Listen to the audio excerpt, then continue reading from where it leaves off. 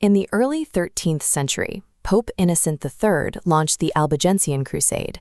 This military campaign sought to eliminate religious heresy in southern France, specifically targeting the noble networks that protected alternative spiritual traditions. For the surviving lords of Languedoc and Provence, fleeing the continent presented a logistical trap. Integrating into new feudal systems was required for survival, yet the surnames they carried acted as active warrants for arrest and execution. The Inquisition kept meticulous records of these families, yet a sudden anomaly appears in the documents. Dozens of prominent names vanish from the ledgers at the exact moment disappearance became necessary to stay alive. Historical evidence suggests these noble houses did not simply evaporate. Instead, they secured new property, established border crossing routes, and raised families under a different lens. These lineages survived through a system of genealogical camouflage. They adopted public identities that satisfied the legal demands of their host countries, while privately preserving the details of their continental origins. The Nans lineage provides a clear case study of this mechanism. Over 400 years, they navigated a migration from the cliffs of Provence to the mining valleys of Cornwall, and ultimately to the colonial plantations of the Americas. Tracing this route requires looking past standard parish records to decode the specific linguistic adaptations and geometric signals embedded into the public record. This story begins in 11th century Provence, under the shadow of the Abbey of Saint-Victor. As a massive religious powerhouse in Marseille, the abbey controlled vast agricultural and administrative estates across the Mediterranean coast. Because the monks could not manage every outpost, they leased properties to local nobility. The Nans family operated as secular lords, swearing oaths of fidelity to the abbot to serve as vassals and military protectors of these remote assets. The family was sworn to protect the Castrum du Vieux-Nance, a fortified settlement built into the sheer, isolated cliff face of the Sainte-Baume massif. This steep mountain ridge provided a strategic eagle's nest overlook of the surrounding landscape, ensuring absolute control over the territory below. The Sainte-Baume held immense cultural weight as the center of the Orthodox Mary Magdalene tradition. Known as the Third Tomb of Christendom, it was the site where she was believed to have spent 30 years in contemplation. As the lords of the surrounding castrum, the Nans acted as advocates or secular guardians. They controlled the Chemin des Oies, the primary pilgrimage route leading directly to the Magdalene Cave. This assignment fused the Nans bloodline to the protection of the region's most sacred traditions and their associated symbols. When the 13th century Crusades swept through the south, the French crown and Rome centralized control over these sites. Local guardians with deep regional ties were systematically replaced or targeted by the Inquisition.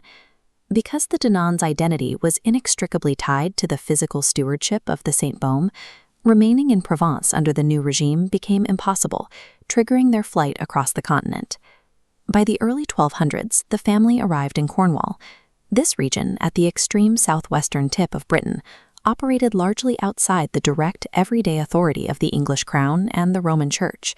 Survival required the family to assimilate into an indigenous Celtic population and gain access to the lucrative tin mining economy without appearing as foreign noble invaders. They utilized a dual identity naming structure. For local workers and miners, they adopted the language of the soil, identifying with the Celtic surname Trengove, meaning the smith's farm. Simultaneously, they deployed a secondary adaptation for official records, the language of the law, utilizing the alias Nance. This alias was an act of linguistic engineering.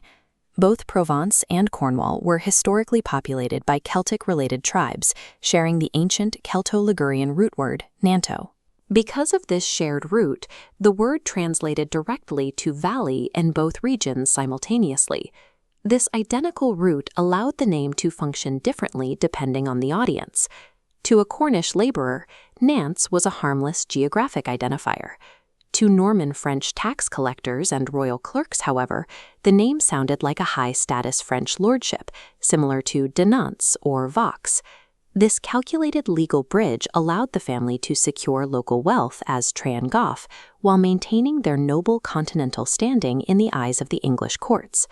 Definitive proof of the lineage's survival exists in their heraldry. A medieval coat of arms operated as an encrypted genealogical database, tracking bloodlines across generations through regulated geometric symbols. This original 11th-century Provençal coat of arms for Nans-les-Pins features a gold shield divided by a black cross with 4 red charges. These red roses, the primary symbol of Mary Magdalene, were a direct declaration of their historic guardianship.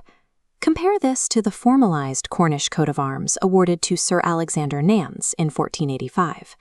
The central charge remains a bold black cross, shortened to conform to English standards, while retaining their primary visual anchor. In the corners, the Provençal roses have been geometrically simplified into 4 annulets or rings. By using the geometric base of a rose, the family bypassed Inquisition scrutiny while maintaining the exact placement of their sacred symbols. In the center of the cross sits a small bird, likely a dove. In Provençal tradition, the dove represents the protected spirit of the divine feminine, placed at the heart of the family's shield. Above the shield, a wild unicorn emerges from a noble coronet. This crest specifically signaled an ancestral claim to continental purity and high status, elevating them above standard Cornish gentry. The scroll at the bottom displays the motto Semper Eadem, meaning always the same. The Cornish shield is a masterclass in camouflage, outwardly conforming to English heraldry, while telling those in the know that the bloodline remained intact. The paper trail confirms this status. By the late 15th century, Henry VII knighted Sir Alexander Nance at the Battle of Bosworth. Over the next century, his descendants amassed massive estates and held power as members of Parliament in Cornwall. The descent continues to Richard Nance, born in 1610. He represents the generational node where the lineage makes its leap out of Europe. Documentary evidence refutes the common genealogical error that this Richard was Richard Ross, a 16-year-old indentured servant who arrived in 1620. Colonial records prove Richard Nance arrived in Jamestown, Sainte-Baume in 1639. He did not arrive as a servant, but as a man of established wealth. Richard immediately utilized the head right system, a colonial law granting 50 acres of land for every settler a sponsor brought across the Atlantic. By paying the passage for 5 individuals, Richard secured a 300-acre foothold along the Appomattox River, establishing a tobacco plantation and the permanent American branch. This strategic acquisition of territory established a new foundation for the family's survival in the New World. Whether acquiring fiefdoms from medieval abbots or plantations through colonial head rights, the family consistently mastered the complex legal frameworks of their specific era, utilizing the law to ensure their absolute and ongoing prosperity. The lineage traveled a vast historical distance, from guarding a sacred cave in a Provençal cliffside to cultivating the soil of the New World. Their survival relied on the intelligent application of phonetic aliases and geometric heraldic encoding. These methods demonstrate how official records and geographic names often mask complex narratives of displaced peoples. The motto Semper Eadem served as a deliberate operational protocol, preserving a hunted identity across 7 centuries. The history of this migration suggests that truth is not always found in what is openly declared, but in the quiet, stubborn persistence of a lineage refusing to be erased.